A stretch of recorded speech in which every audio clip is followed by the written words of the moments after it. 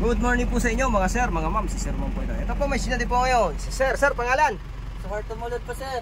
Taga saan si Sir? Sa Tandang Sora po. Yan, Quezon City po. Quezon City. Sino shoutout ni Sir? Shoutout ko ba yung mga katrabaho ko sa SES. Maraming salamat. Yan. Sir Mon. Yun o. Sige Sir, magmamaneho na po to si Sir. So ayan na po si Sir, so hard. Si Sir mag-additional siya ng code 3. So yun nga po, ang requirements natin sa LTO is yung PDC certificate po. Kaya nandito po siya. So truck din po ang imamaneho niya. So sa code kasi natin, dalawa yung code ang kailangan. Dalawa na ngayon sa code 3. Code C at code T. So yung mga dyan gustong mag-additional code 3 at truck lang naman ang imamaneho, yung code C po yan natin. Dapat po 4 na taon na professional yung code 2 nyo. So shoutout po kay kay Ma'am Alma Inelda. Maraming salamat po. Yan, pati kay kay Sir Jojo Marceliana. Yan, shoutout sa iyo Sir. Nakakuha na to ng lisensya. Pati na din kay Sir Rodel Grate, noy. Shoutout noy. Congrats na yan. Okay na yung lisensya nyo.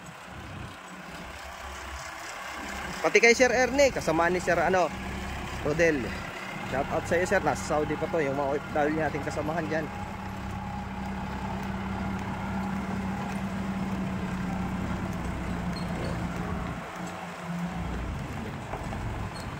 Tapos yung estudyante ko din kahapon, yun, kay Sir Gilbert.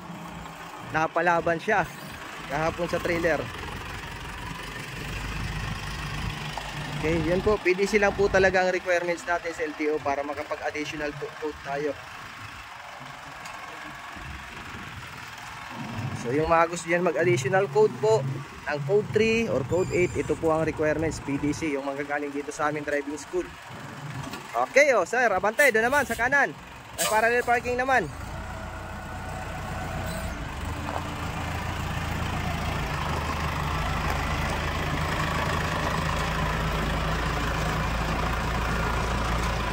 Yun.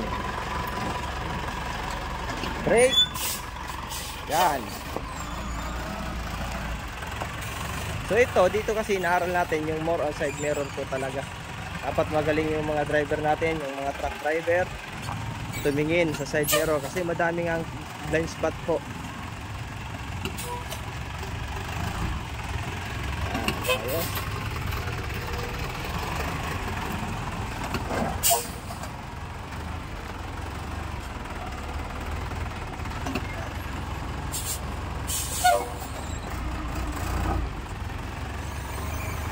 Oh, brake. Ayos. Yan.